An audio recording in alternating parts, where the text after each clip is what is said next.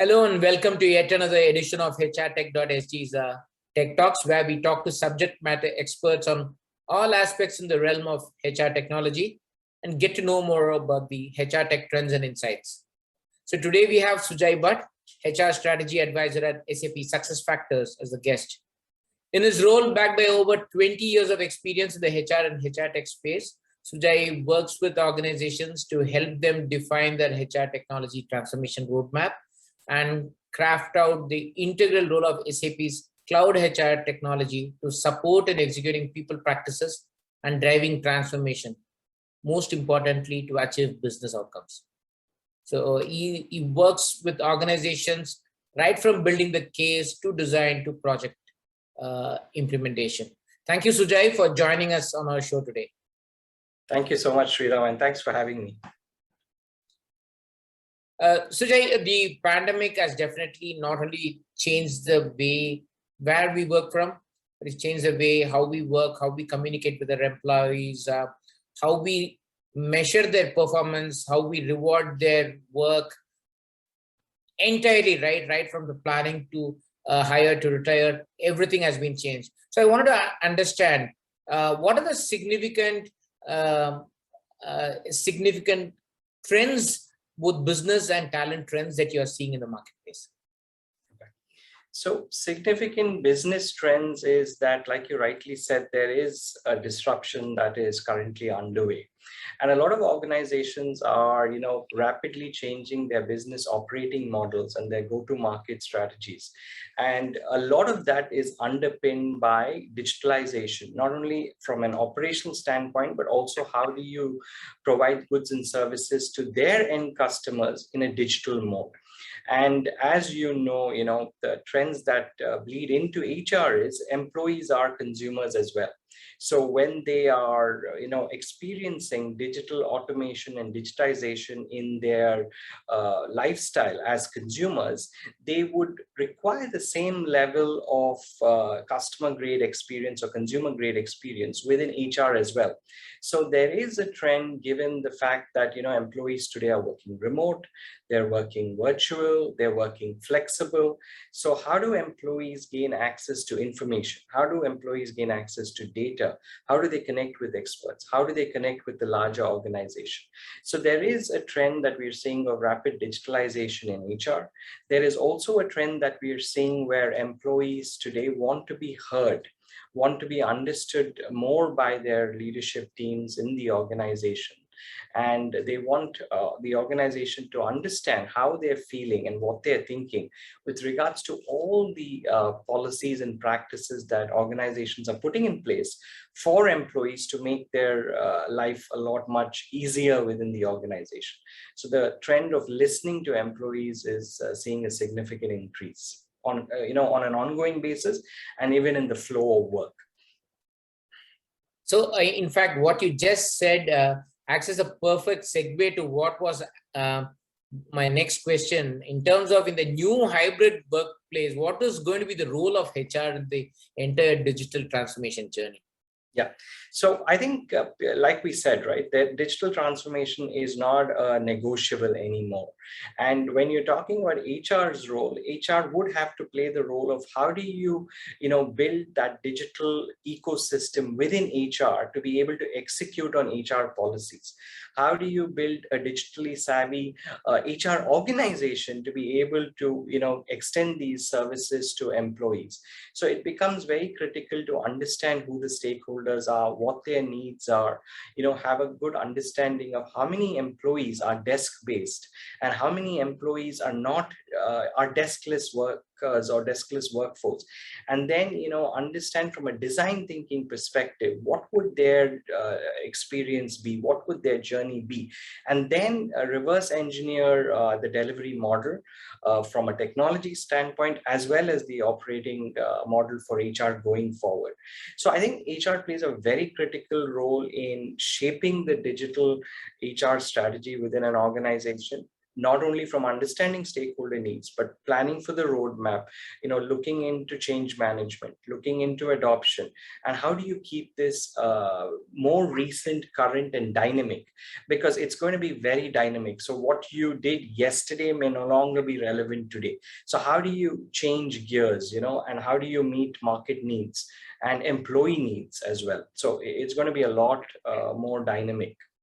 So in one word, probably what you're saying is agile HR, right? That's exactly agile HR with a impetus on quick digital transformation.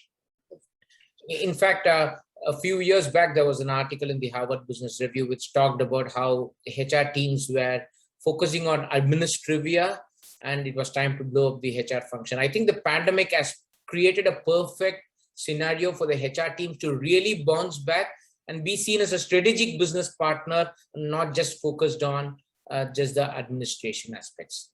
Correct. It's provided that nudge which was much required to give that momentum and inertia. That's right. So while all companies that we talk to understand the need for investment of technology to strengthen their HR function, there is also a lot of hesitation, right? From your extensive experience of working with various clients, why do organizations hesitate to invest time, effort, money in HR technology? Yeah. So while you're right, while they understand the need, what happens is, articulation of that need or urgency within the organization sometimes becomes a challenge, or otherwise what I would have called, how do you build that value case within the organization saying that this is something that we need to do now, and we need to do it, with a clear vision of what the future looks like. So we should not only plan for the destination, but take into account the journey as well. So sometimes there's a challenge in articulating this: where do we want to be and how do we get there? So that's one area. The second area is predominantly in being able to understand what is our current landscape and how do we blend new tech with old tech. So a lot of times organizations dabble with this issue, saying, do we do best of breed or do we do best of suite? And there is no right answer. So that becomes a challenge in itself, saying, how do we build new tech on existing tech, or how do we build wrappers around both new and existing tech? So this could be the other area. Then there is always this ownership question. So HR digital transformation, is it an HR project or an IT project? And this is where we speak to our customers and say it's neither an HR project nor an IT project. It's a business project. So it's all decks on board, all hands on board, right? So that is another challenge area that we see. And last but not the least is, how do you quantify, or how do you kind of convey to the stakeholders, to the business, what are the benefits? What are the value points or value levers or value drivers that you would be able to unlock? And how do you go about quantifying this over a period of time?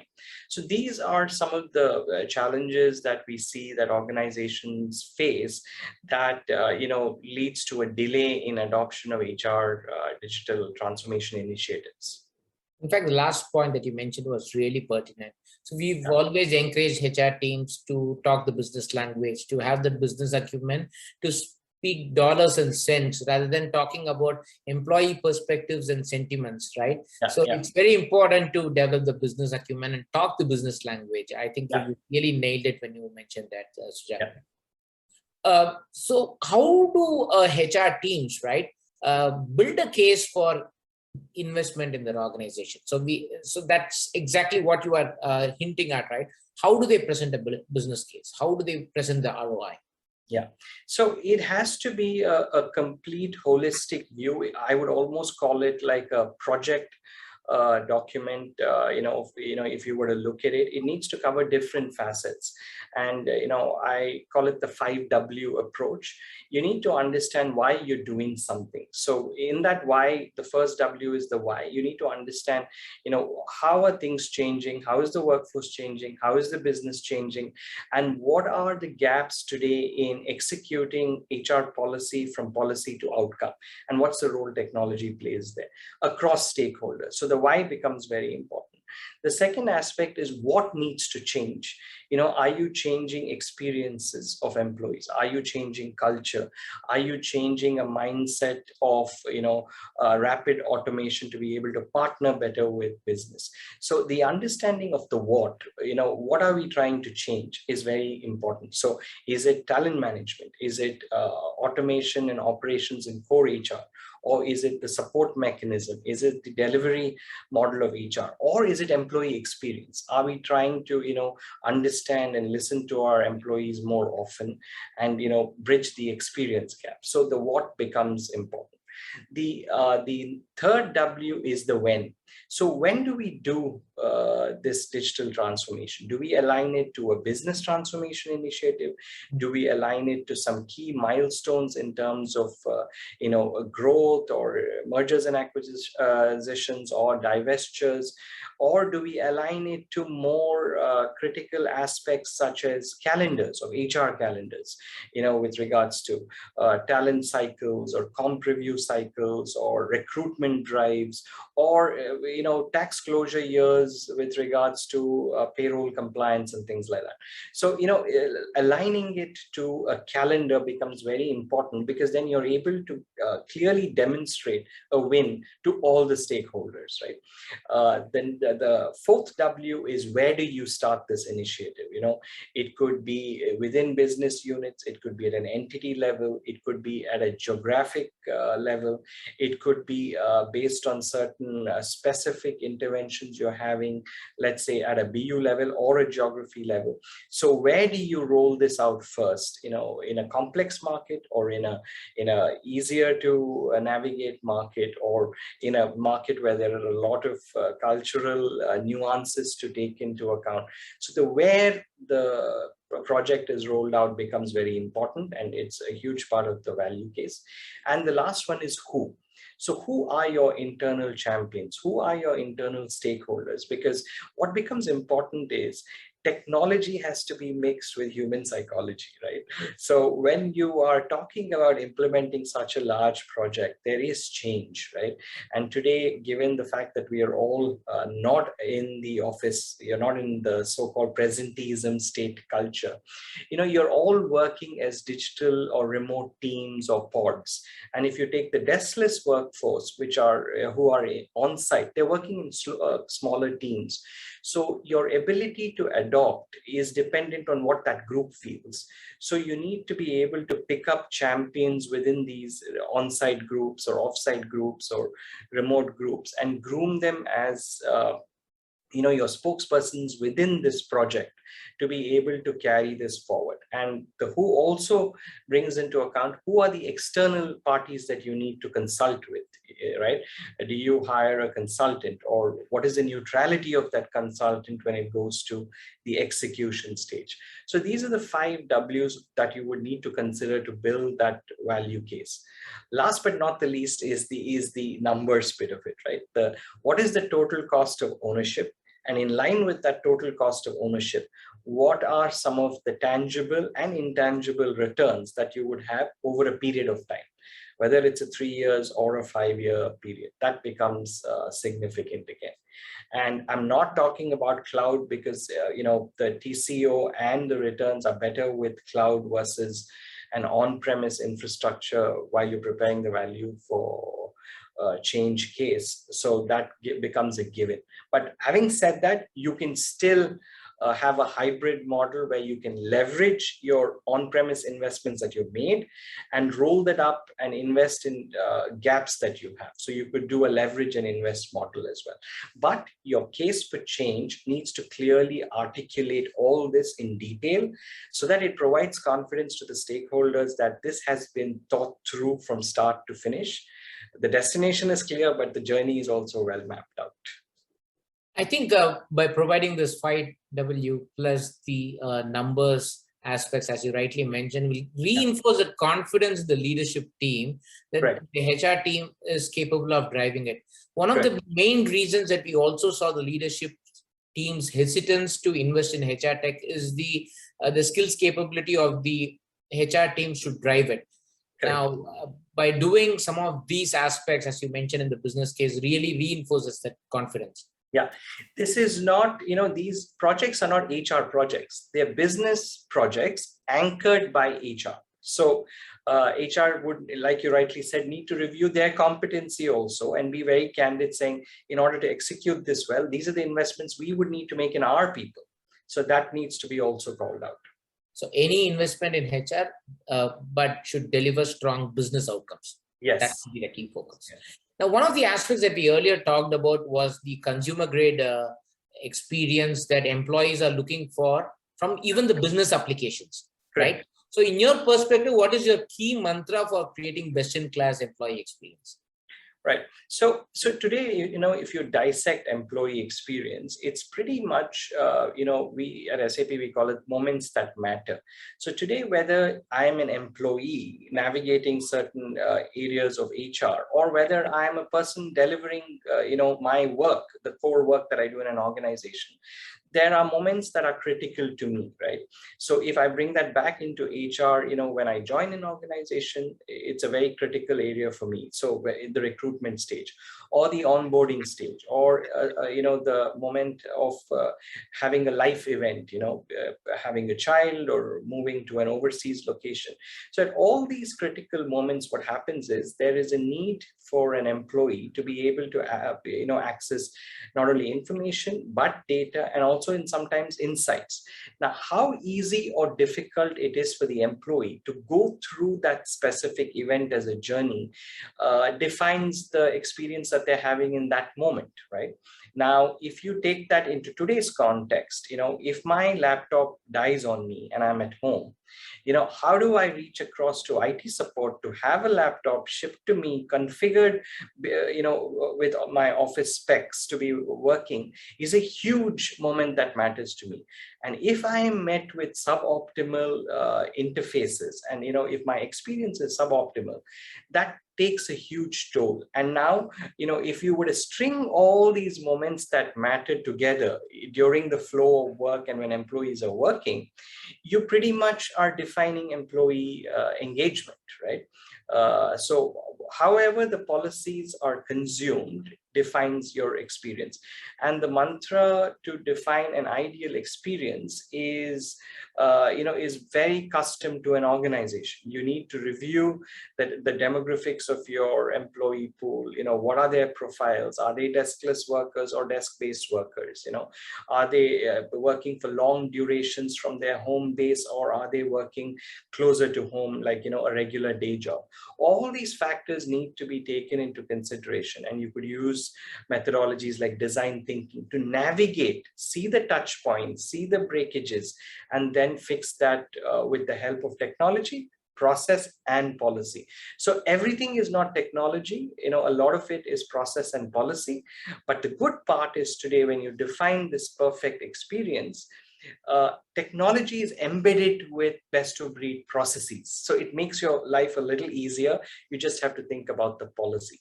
So ideal employee experience has to be intuitive, easy to navigate, easy to adopt, available on mobile.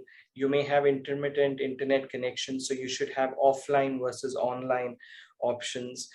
You need to be able to collaborate with one another freely.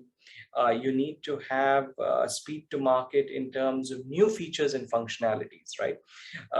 Today we are going into this complete cyclical model of pandemic, where there is complete lockdown, partial lockdown, semi-lockdown, full lockdown, different stages of lockdown, right? So how do you navigate this in terms of features and functionalities? Temperature monitoring could come in suddenly, booking office space with 1 meter distances to plan seating. Now, all these are functions that need to be technologically enabled for a remote worker to be able to plan to go into office. Now, if you tell me that it's going to take me 7 months to develop a functionality of safe seating in office to be able to help employees plan seating to get into work, it defeats the purpose. So how do you have solution extensions with speed and agility becomes again a critical point in defining that employee experience. So I definitely have two key takeaways from that. One is we need to factor in the moments that matter in the flow of work, and which is where most companies fail to do so, right? You need to really look at it end to end. The second key thing that you really highlighted was that, see, any digital transformation is not just only about technology, which is what we emphasize to our clients too. It's all about the mindset, the skills, the processes, and definitely the technology element to it. Correct. I think you really articulated it well, Sujan. Thank you. So, so we seem to be a lot of things across the globe seems to be coming back to normalcy at the workplace, right? People seem to be getting into some kind of normalcy. But I just wanted to understand from you, how do you visualize the post-pandemic workplace to be, right? Whatever it is, it won't be like the past. So that is that's an assured, right? So how we would see that is the very concept of an office is rapidly evolving, right? So a lot of the organizations today are repurposing office space into more collaboration areas or pods. So the location where we work is going through a certain amount of evolution. Work as we know it is also very quickly evolving, because you're working in remote teams, there is pods, now all of these have to come together.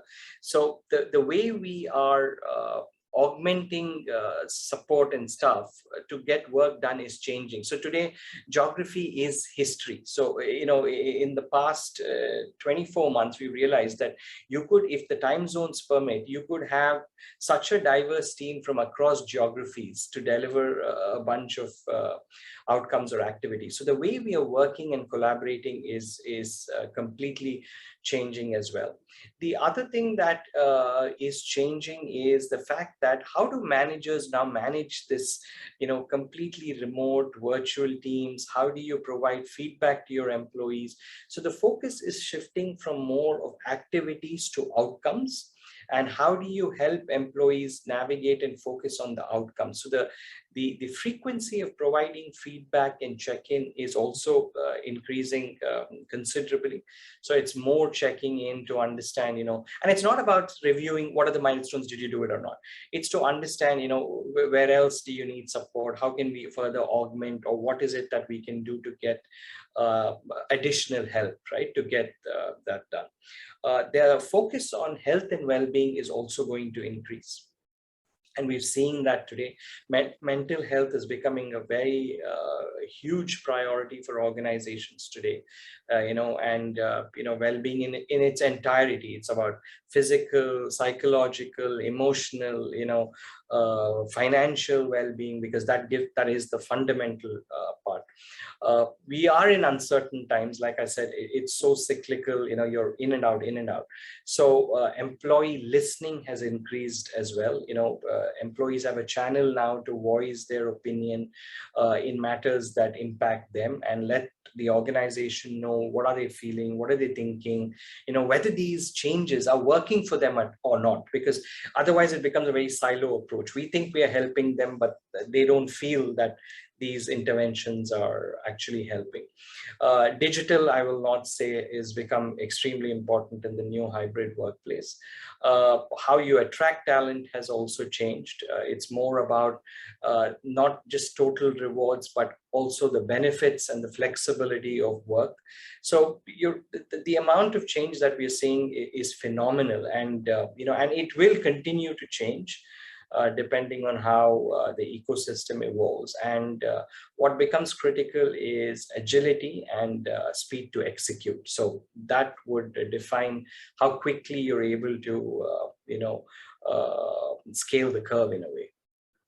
That really is a comprehensive coverage from the planning to the repair aspect of how the post-pandemic workplace is likely to be. But one key element that you really highlighted is definitely that the outcome-based approach of measuring performance management is going to be really critical. That means even the skills-based compensation strategy or the outcome-based strategy is definitely going to have a significant impact on the way we measure performance, the way we reward them. And as you rightly said, there are a lot of companies in the last 1 year that have come up with employee listening specialist within the HR function. Yes. So that really validates what you are actually saying, Sujay. So, which leads us to the final question, right? What many CIOs and CTOs could not do, the pandemic definitely has been able to achieve is the meme that runs across all social media channels, right? So a lot of enterprises of all sizes are in various stages of their digital HR transformation journey. Yeah.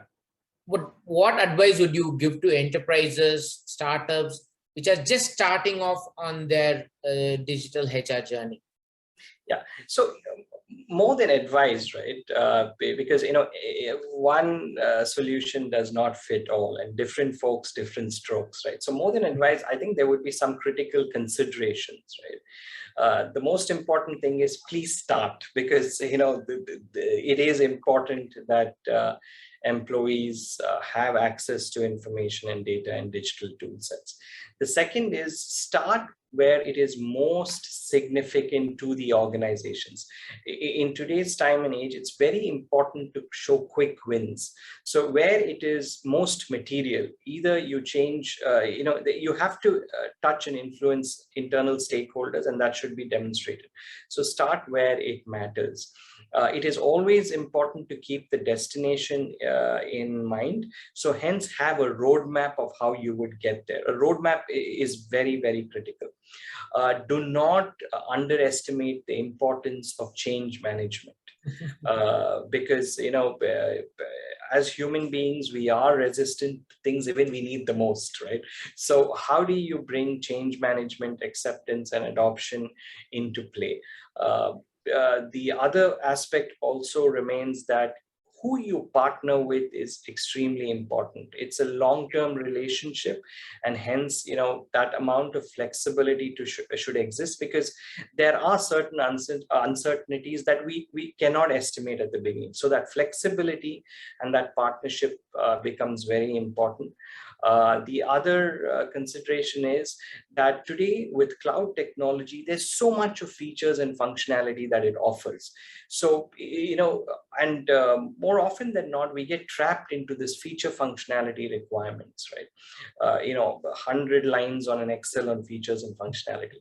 So it becomes very important to understand what is important to you rather than the long list of features and functionality that exists there today. So it's very important to understand what is significant and material to you versus 100 versus 150 versus 160 points of features and functionalities. The last consideration is control your own destiny. So today, cloud technology comes with a lot of features and functionalities, a lot of updates, and it's always current and recent.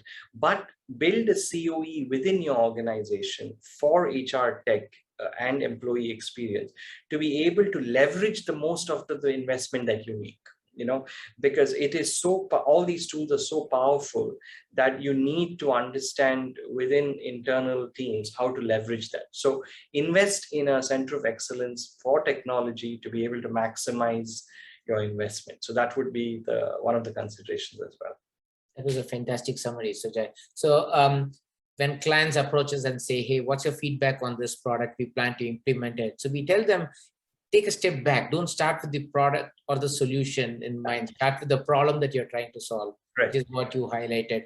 Culture eats strategy for breakfast. So customize the implementation and understand what your requirements are that are specific for the organization, right? Start at the grassroots level, hear what the employees say and not go by a top-down approach. And most importantly, this is a journey and not a destination, which you rightly mentioned, right? I mean, it has to be continuously ongoing. So you need to have change management champions all throughout the journey to help you on this. So I think, Sujay, that was a very interesting, insightful conversation covering a range of aspects on in the arena of HR technology. Thank you very much for gracing our session. We really look forward to hosting you in our future sessions too. Thanks so much, Sriram. And thank you for the opportunity again. Always love to talk about technology and transformation. So thank you once again. Thank you, Sujay.